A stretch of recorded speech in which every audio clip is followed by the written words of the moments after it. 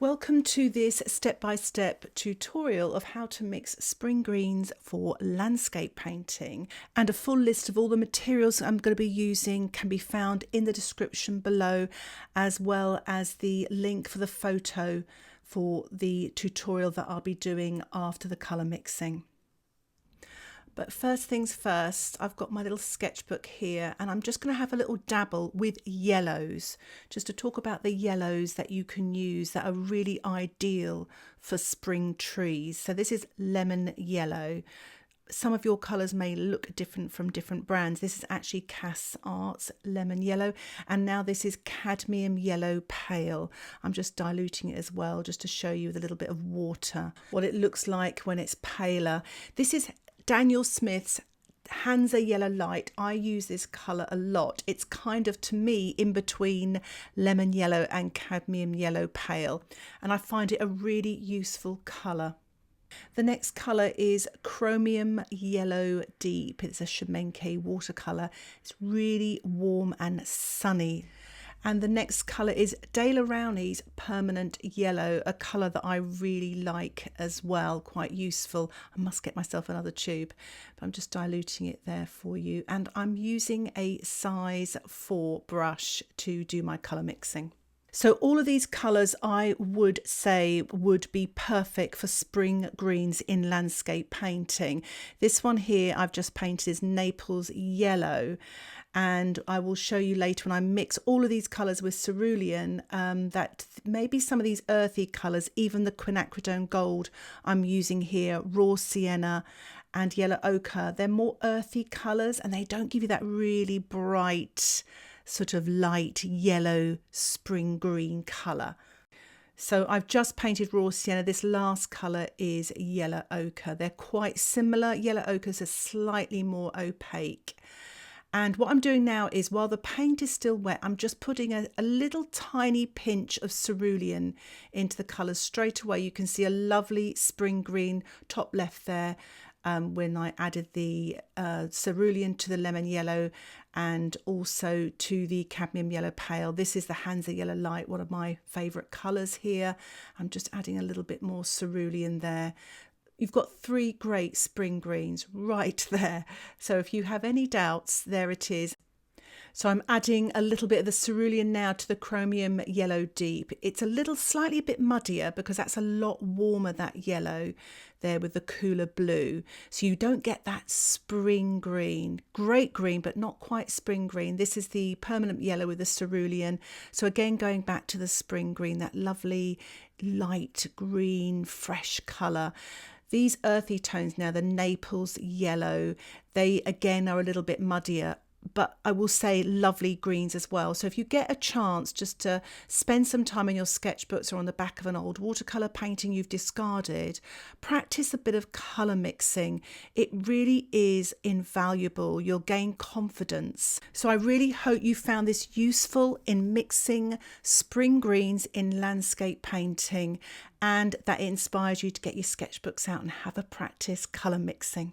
I thought I'd share with you a little video I did in my local woods where I was looking for subjects to inspire me, and there's so many in my local woods here, and there are actually a few bluebells there sort of coming out, and I love it when the lights on the grass is there and all those lovely spring greens just jump out at you, and the bluebells as well. And I love all the little twigs and things here and there, and I thought I was so inspired. I thought this make a great subject for a painting, and here is the still photograph that I took of this scene. So I decided to do a little step-by-step tutorial of this photograph. I'm going to use sponging, spattering of course, and Brusho techniques, and a little bit of masking fluid as well. So I hope you're going to enjoy it and also use all of these gorgeous spring colours. So shall we get started?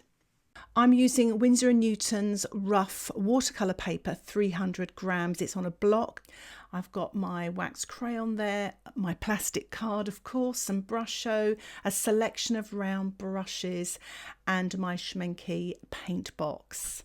Here is the outline drawing that I've actually drawn with an HB pencil. You can find the downloadable sketch for this on my Patreon membership, along with the more in-depth tutorial.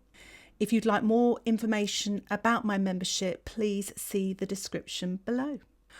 I've actually painted a little bit of masking fluid on earlier to mask out some of the light edges on the trees, and I've also spattered some of the bluebell area and I've let that dry. So I've wet the paper and I'm spattering now a mixture of ultramarine and any pink will do onto the surface with my size 6 brush, just to create the look of bluebells. It's a nice way of painting bluebells in this random way.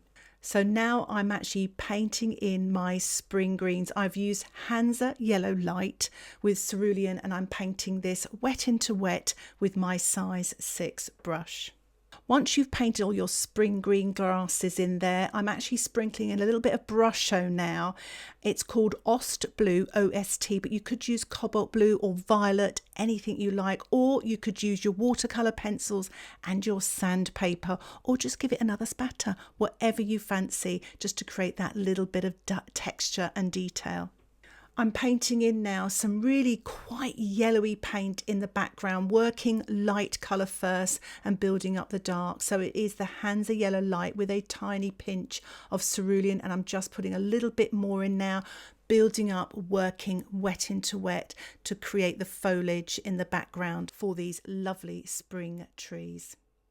I'm having lots of fun here because I've actually spattered most of the foliage in here using all the sort of greens that I showed you that I mixed earlier, mixing the Cerulean and even using some Quinacridone gold as I'm doing here with the Cerulean to mix a darker green and to spatter this onto the damp background here.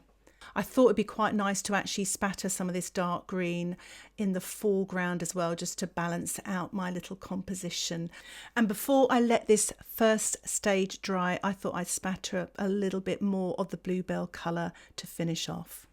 My painting has dried now and I'm just going to start painting the trees with a mixture of burnt sienna, touch of ultramarine, maybe even a little bit of violet and some Payne's grey, working wet on dry to begin with and then wet in wet.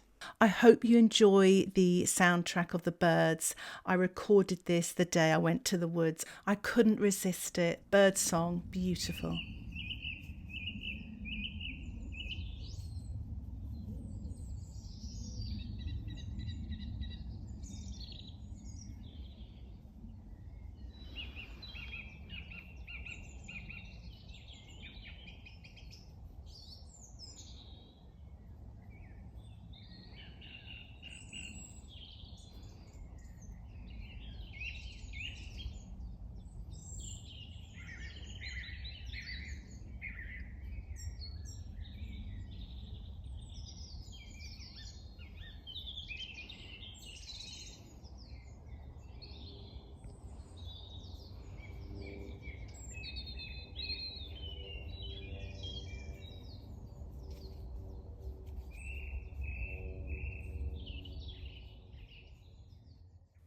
I've painted some shadows on the side of my trees now. I've allowed my painting to dry and I'm just taking off all of the masking fluid now, and you can see there's some lovely light on the left hand side of the trees and in the grasses. And I'm actually now sponging with a natural sponge, wet on dry, using these lovely spring green mixes, the foliage, that lovely foliage in the background and a little bit in the grasses as well. I've allowed my painting to dry and I'm just painting in some details now, using a bit of burnt sienna and Payne's grey, some of the branches in the trees and some of the smaller trees in the foreground there, just enjoying it and just taking my time to create this atmospheric spring greens landscape painting. I thought I'd paint a few more bluebells in here, and I'm using ultramarine with a touch of pink and a touch of white gouache. I'm spattering it on here, just here and there with my size 6 brush. I'm just finishing off now with a little bit of dark sponging, using the Cerulean blue with the Hansa Yellow Light with a bit of Payne's grey, and just very gently tapping some of this dark green foliage. Just going towards the end of the painting now, and I'm absolutely going mad with some spattering of all these spring green colours and a little bit more light bluebell colour. I'm actually using Daniel Smith's Lavender. Just a little bit of a final spatter just to finish off. So here is the finished painting, and I've removed the tape to reveal a lovely light border. It's lovely just to present your painting in this way. Here's a close-up of the painting. You can see there's so much texture, and I really hope you enjoyed this little tutorial, and maybe it will inspire you to have a go at painting a spring trees watercolour painting using these colour mixes for spring greens. Thank you so much for watching. If you haven't already, don't forget to subscribe to my YouTube channel where you'll get updates of my latest tutorials. If you have any questions, please put them in the comments section. And if you'd like to learn more about watercolour, why not think about joining my Patreon membership? There are exclusive videos there, longer, more in-depth tutorials with lots more voiceovers. Thank you again for watching. Happy painting. Bye for now.